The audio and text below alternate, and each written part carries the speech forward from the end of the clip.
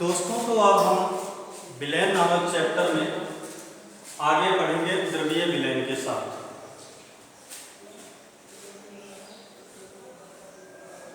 द्रवीय विलयन के साथ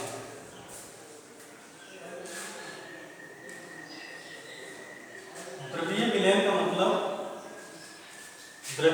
का मतलब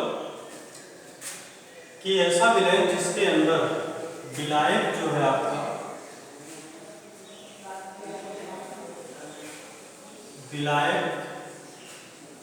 जो है आपका वो द्रव होता है और विलेय जो होता है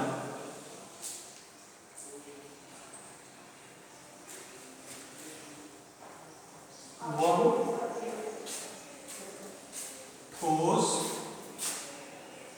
द्रव, गैस में से कुछ भी हो सकता है। तो वह विलयन जिसके अंदर विलायक, द्रव और विलेय, ठोस, द्रव या गैस कुछ भी होता है, द्रवीय विलयन कहलाता है।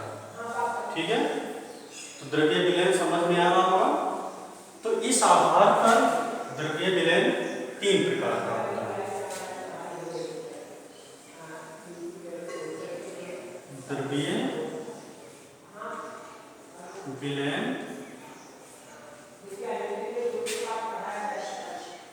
3 प्रकार का होता है।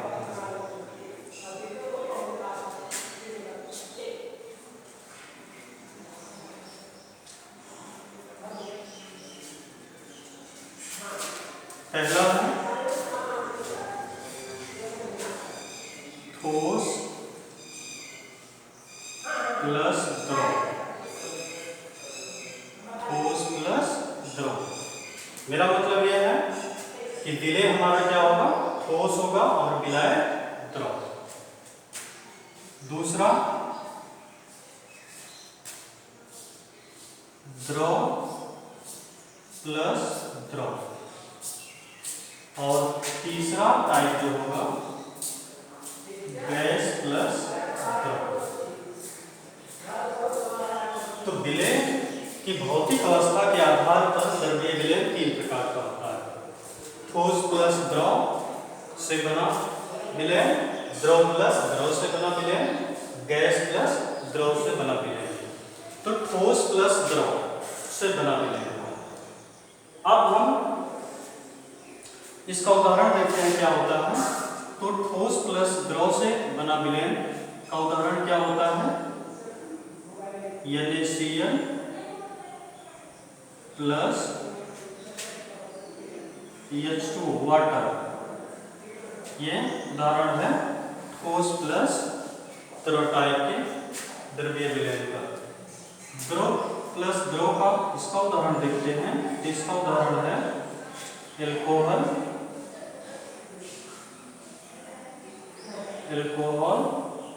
प्लस जल। ये जो है द्रव प्लस द्रव टाइप का द्रवीय विलयन है। इसे हम देखते हैं कार्बन डाइऑक्साइड प्लस जल, जिसे हम सोडा वाटर भी कहते हैं।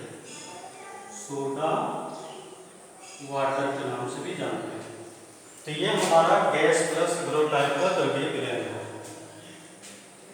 अब हम बात करेंगे कि ठोस की द्रव में विलेयता, माने ठोस की द्रव में विलेयता किस प्रकार होती है, किस प्रकार से ठोस द्रव में विलय होता है, माने वो कौन कौन से कारक हैं जिन पर ठोस की द्रव में विलेयता जो है निर्भर करती है। तो इसके लिए और इसी तरह से हम देखेंगे द्रव की द्रव में विलेयता और गैस की द्रव में विलेयता। ठीक ना। तो ठोस की द्रव में इस टाइप के विलयन में हम जो पढ़ेंगे आगे चल के, वो पढ़ेंगे अणुसंख्य गुणधर्म। अणुसंख्य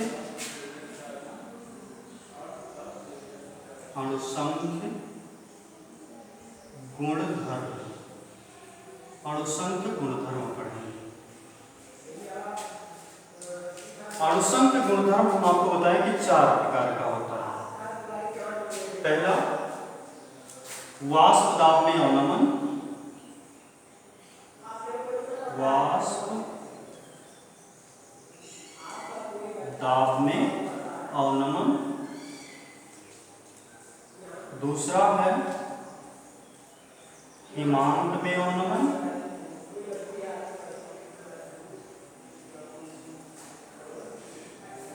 हिमांक में अवनमन। और तीसरा है क्वथनांक में उन्नयन। अगर दिख नहीं रहा है तो कोशिश करिए कि जो हम बोल रहे हैं सुन करके आप नोट करेंगे। क्वथनांक में उन्नयन। और चौथा भी यहां नोट कर दे रहे हैं। चौथा है परासरण दाब, परासरण दाब।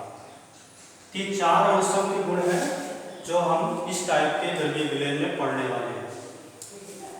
द्रव और द्रव, इस टाइप वाले विलयन में हम पढ़ेंगे राउल्ट का नियम। हम क्या पढ़ने वाले हैं? राउल्ट का नियम। माने द्रव में कोई द्रव इस द्रव में किस प्रकार विलय होता है उसको समझने के लिए हम पढ़ेंगे राउल्ट का नियम। और अब बात आई गैस और द्रव टाइप के द्रव्य विलयन की। तो गैस किसी द्रव में किस तरह से घुलती है, विलय होती है, इस प्रोसेस को समझने के लिए हम पढ़ेंगे हेनरी का नियम। हेनरी का नियम। तो हम यहाँ हेनरी का नियम पढ़ेंगे। हेनरी नियम के बाद हम पढ़ेंगे आदर्श व अनादर्श विलयन। आदर्श व अनादर्श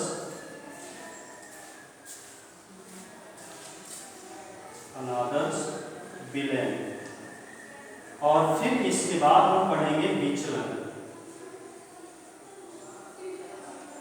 विचलन, धनात्मक विचलन और ऋणात्मक विचलन, 2 टाइप का विचलन पढ़ेंगे। तो इस तरह से ये चैप्टर जो है विलयन का चैप्टर आगे जो है चलने वाला है। ये विलयन इस चैप्टर का ये एक तरह से समझ लो कि फ्लो चार्ट है कि हमारा ये चैप्टर आगे कैसे अब प्रोसीड करेगा। ठीक ना? तो ये बहुत जरूरी था जानना कि हम इस चैप्टर में एक एक स्टेप को कैसे पढ़ने वाले हैं। तो हम सबसे पहले जो है बात करते हैं विलेयता की। तो इसे हम रफ कर रहे हैं, यहां तक नोट कर लीजिए।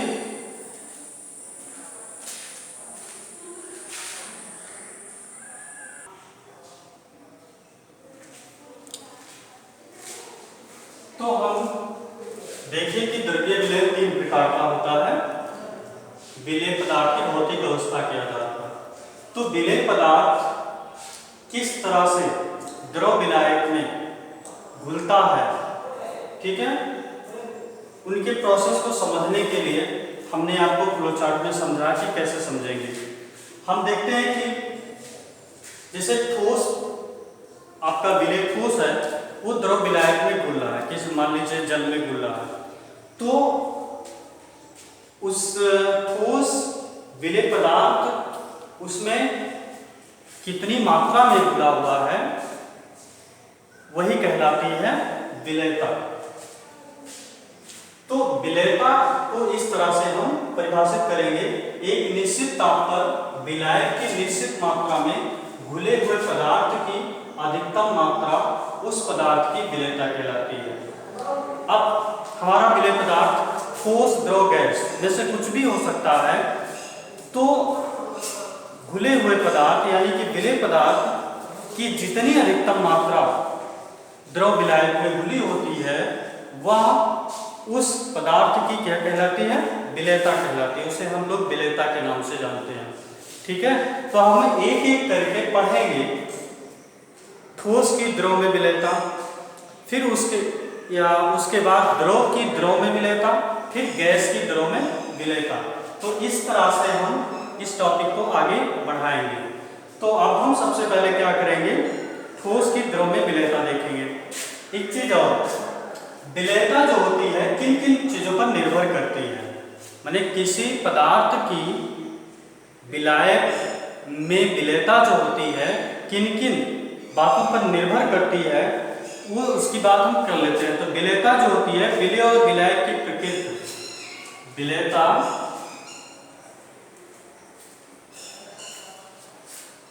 विलेय और विलायक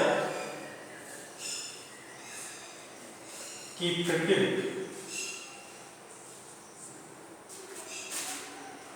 ताप, दाब, विलेय और विलायक की प्रकृति ताप दाब पर निर्भर करती है।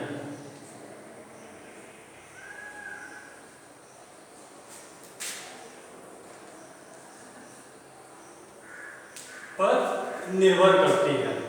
कहने मतलब विलायक की निश्चित मात्रा में विलेय की कितनी मात्रा घुल सकती है, वह किन चीजों पर निर्भर करती है, विलेय और विलायक की प्रकृति पर, ताप पर, दाब पर निर्भर करती है। ठीक है, अब हम इसके आगे एक एक करके देखेंगे। ठोस की द्रव में विलेयता, द्रव की द्रव में विलेयता और फिर गैस की द्रव में विलेयता। तो हम अब हेडिंग लगाएंगे, ठोस की द्रव में विलेयता। ठोस की द्रव में विलेयता, ठोस की द्रव में विलेयता।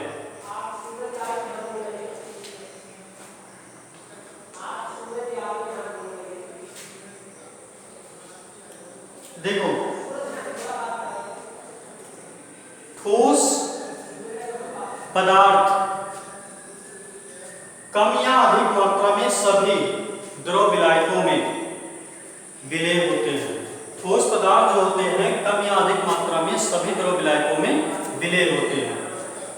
एक ठोस की भिन्न भिन्न विलायकों में विलेयता भिन्न भिन्न होती है। इस कहने का मतलब है कि एक ठोस की भिन्न भिन्न विलायकों में विलेयता क्या होती है, भिन्न भिन्न होती है। इसी प्रकार एक विलायक में विभिन्न ठोसों की विलेयता भिन्न भिन्न होती है। एक निश्चित ताप पर एक ठोस की एक विलायक में विलेयता निश्चित होती है। कहने का मतलब है कि एक ठोस की एक निश्चित ताप पर एक विलायक में विलेयता जो होती है वो निश्चित होती है, कांस्टेंट रहती है। तो हमने बताया कि आपको कि ठोस पदार्थ की भिन्न भिन्न द्रव विलायकों में विलेयता जो होती है भिन्न भिन्न हो सकती है, या एक ही द्रव विलायक में भिन्न भिन्न प्रकार के ठोस पदार्थ की विलेयता भिन्न भिन्न हो सकती है। लेकिन एक निश्चित ताप पर एक विलायक में एक पदार्थ की विलेयता जो होती है वो सदैव क्या होती है, फिक्स होती है, निश्चित होती है। ठीक है,